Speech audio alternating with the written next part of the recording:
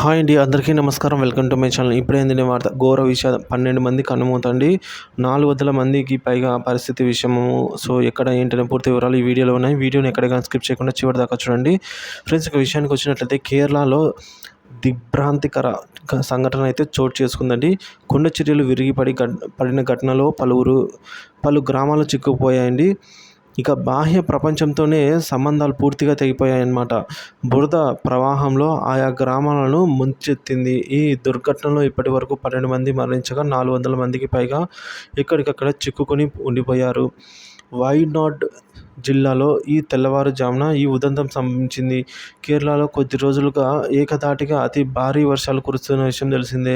ప్రత్యేకించి కేరళ ఉత్తర ప్రాంతంలో వర్షాల తీవ్రత అధికంగా ఉంటుంది.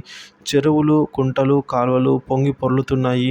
భారీ వర్షాల తాకిడి వాయినాడ్ జిల్లాలో కొండ చర్యలు విరిగిపడ్డాయి. జిల్లాలోని మొప్పాడి, అలాగే ముండెక్కై టౌన్, అలాగే చురల్మాల గ్రామాలు అయితే తీవ్రంగా దెబ్బతిన్నాయి. కొండ చర్యలు విరిగి జన నివాసాల మీద పడ్డాయి.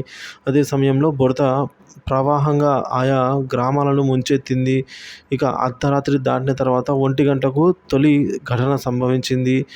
ఇంకా ముండెక్కై టౌన్లో కొండ చర్యలు విరిగిపడ్డాయి. తెల్లవారుజామున 4 గంటల సమయానికి చురల్మాలలో అయితే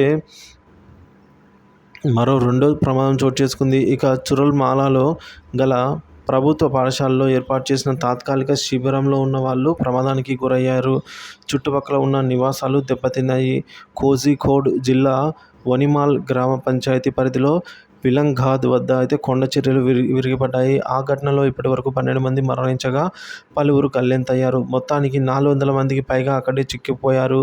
50 మంది తీవ్ర గాయపడ్డారని ప్రభుత్వం తెలిపింది. ఇక వారిని సమీప హాస్పిటల్కి తరలించి అట్టమాల గ్రామంలో అయితే 6 మృతదేహాలను కూడా బయటికి వెలికి తీసిన ఉదంతం అయితే నెలకొంది. ఇక ఊరుట్టిలో కొత్తగా నిర్మించిన వంతెన పాక్షికంగా కొట్టుకొని పోయింది. అక్కడ బురద నీటితో కూడిన వరద ఉప్పెనలాగా విరుచుకుపడటం కనిపించింది. పలు నివాసాలు ధ్వంసమయ్యాయి. వీధుల్లో బురద ప్రవహించింది.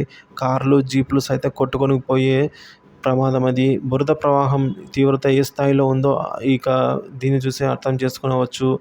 సో ఈ విధంగా మొత్తానికైతే అక్కడ విధ్వంసకర వాతావరణం అయితే నెలకొంది అని చెప్పవచ్చు ఫ్రెండ్స్.